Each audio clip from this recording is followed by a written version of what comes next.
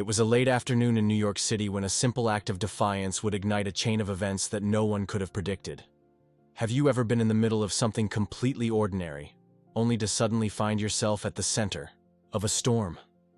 A storm of controversy, of attention, of the kind that seems to twist fate and test every decision you've ever made. That's exactly what happened when Barron Trump, son of the former U.S. president, walked into a posh Manhattan restaurant wearing a bright red MAGA hat. The restaurant, Aubergine Bistro, was one of those places that prided itself on its exclusive clientele, a mix of celebrities, politicians, and powerful figures from every corner of society. Its polished marble floors and soft, ambient lighting set the stage for whispered conversations and elegant meals.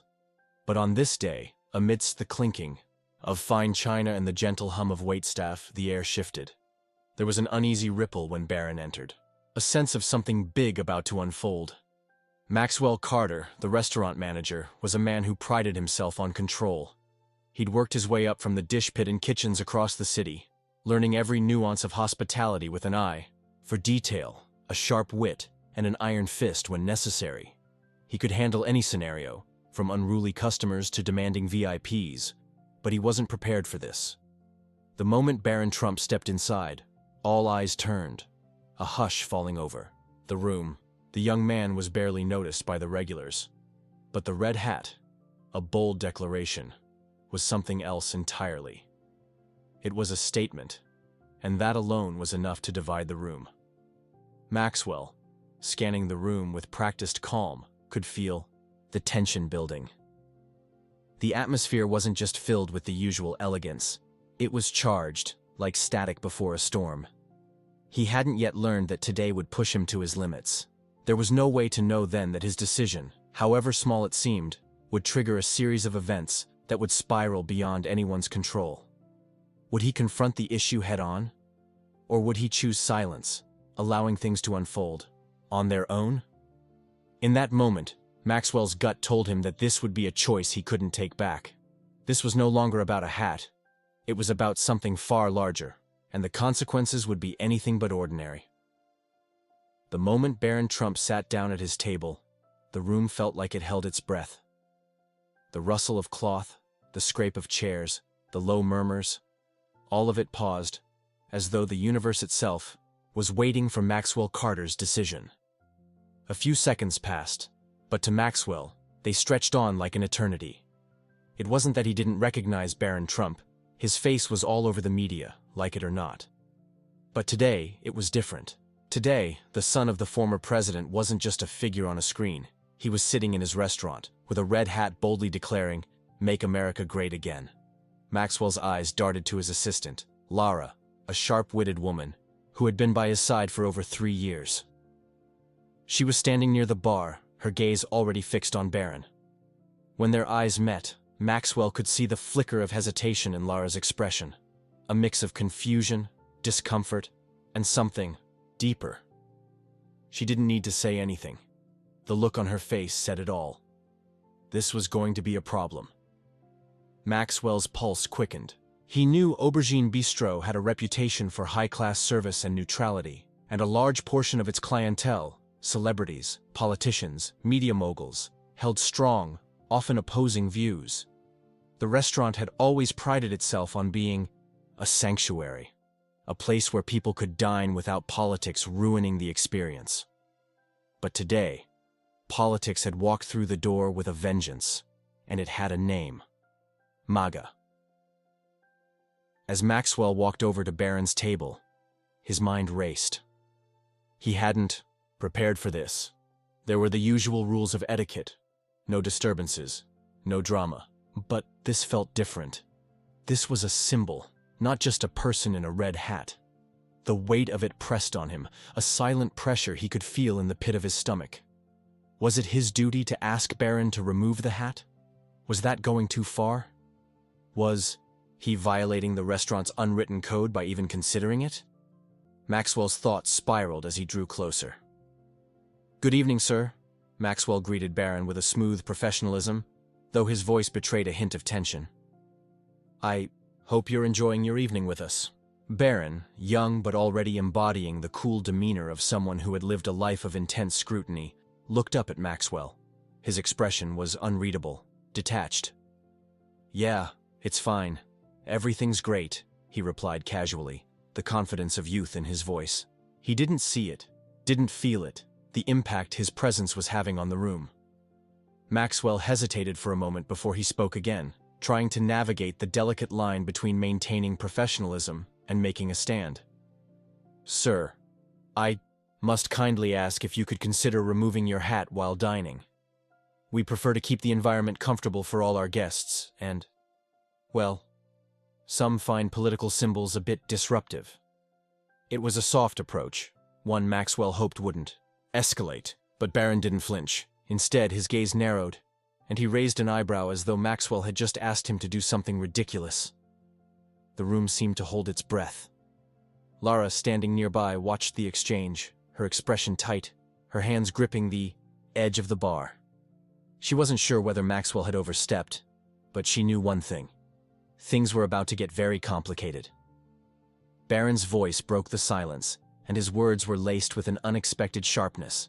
"I'm not going to take it off," he said, his tone bordering on defiant. "This is my choice, and I'm going to keep it on. I'm here to eat, not to have some lecture on what's appropriate." Maxwell's heart pounded. In that moment, he knew this was no longer about a simple request. Barron wasn't just refusing to remove his hat. He was challenging Maxwell's authority, and worse, challenging the very nature of the restaurant itself. The consequences would ripple out. Maxwell could feel it, the tension in the room, the eyes of every guest on them, waiting for him to make the next move. Would he back down, or would he stand firm? Whatever he decided, there was no turning back. The world outside Aubergine Bistro was about to find out exactly how far Maxwell Carter would go to uphold the rules of his world. Maxwell's heart thudded in his chest as he stood there, staring at Barron Trump, the red hat still perched defiantly on the young man's head. It was no longer just a matter of decorum, it was a battle of wills.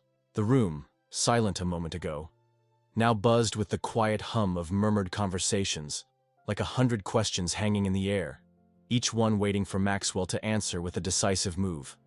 He took a breath, trying to steady his nerves, but the weight of it all, his staff, the guests, the restaurant's reputation, pressed down on him.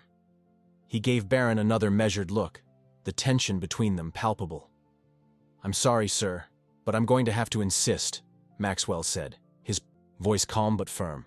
He could already feel the eyes on him, Lara watching with an unreadable expression, the other servers pretending to be busy but clearly tuned in to the exchange, the guests at nearby tables craning their necks, whispering.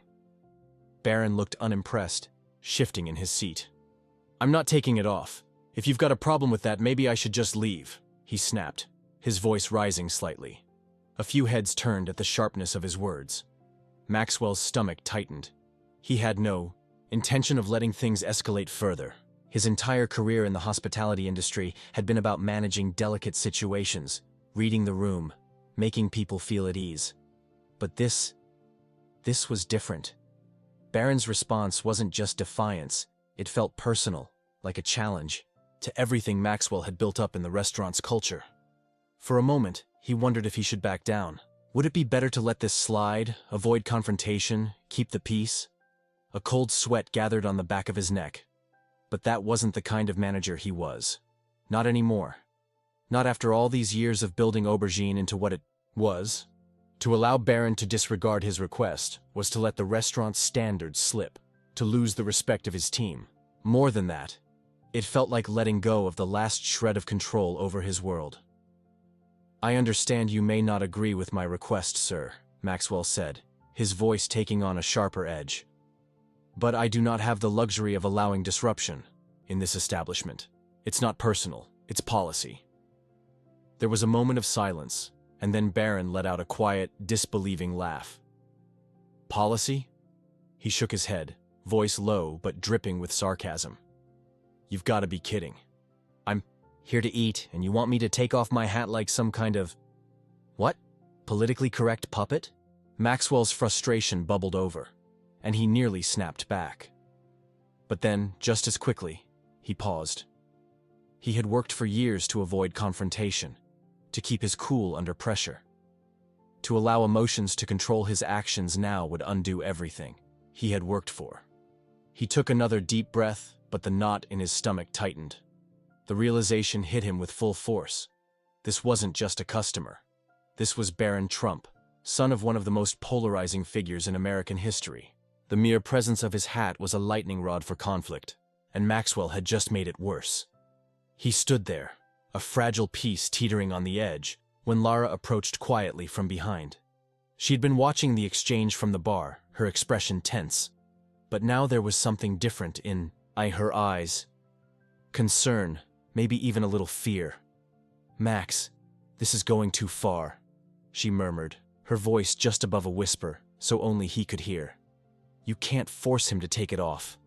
Not with everything going on." She glanced around the room, her voice dropping even lower. "You're already drawing attention. This could blow up, and fast."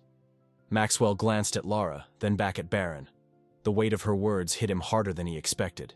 She was right. This wasn't just about a red hat. It was about the culture war outside the restaurant, the media frenzy that could erupt if word got out. This was bigger than Aubergine. But then, as if to confirm his worst fears, the door swung open, and two reporters, clearly not from the local scene, strolled into the bistro with cameras hanging from their necks. Their eyes scanned the room like hunters scenting fresh prey. Maxwell's pulse spiked. This was no longer just a private matter between customer and manager. The storm had arrived. Barron looked up and smirked. "Well, I guess you're going to have to decide what to do, aren't you?" Maxwell felt the walls closing in. The reporters, the staff, the guests, they were all watching, waiting. Would he back down? Would he stand firm? Every decision was suddenly a heavy one, and the moment for retreat was long gone. He could almost feel the ground shifting beneath his feet. The escalation was underway. The door swung shut behind the reporters, and Maxwell's world tilted. The quiet, steady rhythm of Aubergine Bistro had fractured. Every glance, every murmur in the room seemed amplified, as if they were all tuning in to witness a grand spectacle. Maxwell stood frozen, the weight of the cameras now hanging over him, the pressure building with every second. Barron, still wearing his red MAGA hat, leaned back in his chair, smirking. "Don't worry, Maxwell. It's not like you can just throw me out now, can you?" His voice was cool, almost taunting, as if he knew exactly how to pull the strings. The reporters, sensing the drama, snapped into position, their cameras ready. The flash of light from their lenses felt like a physical blow. Maxwell's pulse raced. Lara's words echoed in his mind. This could blow up, and fast. And she was right. The reporters were here, and they were waiting for him to make a move. He could already imagine the headlines. "Restaurant manager kicks out, Barron Trump over MAGA hat." A story that would dominate the news, make national waves, and destroy the carefully crafted image of Aubergine Bistro. It would be a disaster. But then, in the midst of that crushing realization, something shifted. A small voice in his head, one he hadn't heard in years, spoke up. "What are you afraid of?" It wasn't a new thought, but it felt different now. For years, Maxwell had been afraid of rocking the boat, of standing up to the powerful figures who walked through the doors of his restaurant. He'd let things slide, kept the peace, maintained the illusion that the status quo was the safest path. But this wasn't about maintaining comfort anymore. This was about integrity, about standing up for what Aubergine truly represented, a place where respect, professionalism, and decency were paramount, no matter who walked in. Maxwell locked eyes with Barron, something new building in his chest. The fear was still there, but so was something else, a growing sense of clarity. He'd been playing this game for too long, trying to appease everyone. Now it was time to make his choice. "I'm sorry," Maxwell said, his voice more steady than he expected. "But I will ask you to leave, Barron. I can't let this place turn into a circus." Barron's smirk faltered for a split second, and Maxwell knew this wasn't just a request anymore. This was a line in the sand. The room fell utterly silent. Every breath in the bistro seemed suspended, as if the universe itself was holding its breath, waiting to see what would happen next. Maxwell stood tall, his pulse thundering in his ears, the weight of the moment heavy on his shoulders. Barron Trump, sitting before him in his red MAGA hat, stared back with a mixture of surprise and defiance. For a fleeting second, Maxwell wondered if he had made the right call. Was he really about to eject the son of a former president from his restaurant, in front of reporters no less? Then Barron broke the silence with a sharp laugh, his posture shifting from casual to outright confrontational. "You're serious?" His voice was incredulous, as if Maxwell had just said something absurd. "You're really going to kick me out over this? You do realize what you're doing, don't you? This is going to look terrible for you." Maxwell didn't flinch. He could feel the reporter's eyes burning into him, the flash of cameras like daggers in the air. But something inside him had clicked. His entire career, every principle he had tried to uphold, was leading him to this moment. If he backed down now, if he let Barron's smirk and the looming presence of the press intimidate him, he would lose everything. His sense of self, his integrity, and the respect of his team. "I'm serious," Maxwell replied, his voice unwavering, cutting through the tension like a knife. "This is a place where people come to escape the noise, not to add to it. Aubergine isn't a political stage. It's a restaurant. And here, we treat everyone with respect, no matter who they are or what they believe." Barron stood up, the sudden movement sending a ripple through the room. The reporters shifted into position, their cameras trained on the confrontation, capturing every word, every gesture. Barron's eyes narrowed, and for the first time, Maxwell saw something other than arrogance in them, anger. "You think this is about respect?" Barron spat, his voice rising now, drawing the attention of everyone in the room. "You think you get to decide what's respectable and what isn't? I've had enough of people like you trying to control everything, telling me how to live, what to wear, what to believe." Maxwell's gut tightened. The young man's words stung, but they were irrelevant. He wasn't fighting Barron Trump the person anymore. He was fighting what Barron represented, the expectation that the world should bend to him, that others should keep quiet in the face of that kind of entitlement. And Maxwell wasn't about to let that happen. "I'm asking you to leave," Maxwell said, his voice as firm as steel. "Now." The words hung in the air, a challenge, a final stand. The reporters were already whispering among themselves, their microphones poised. But Barron didn't move. For a second, the standoff felt endless. Maxwell could feel his pulse hammering in his neck, the hot flush of adrenaline seeping through him. His mind was a blur of potential consequences, the future unraveling in front of him. Would Barron lash out? Would this be the story that ruined everything? But then, in a moment that would haunt Maxwell for years to come, Barron gave him a look, a glance that was half disbelief, half something darker, as if he couldn't comprehend what had just happened. "Fine," Barron said coldly, his words barely audible over the clicking of cameras. "You want to make a scene, go ahead, but don't forget, this is your mess, not mine." With a sharp movement, he snatched the hat from his head and tossed it onto the table.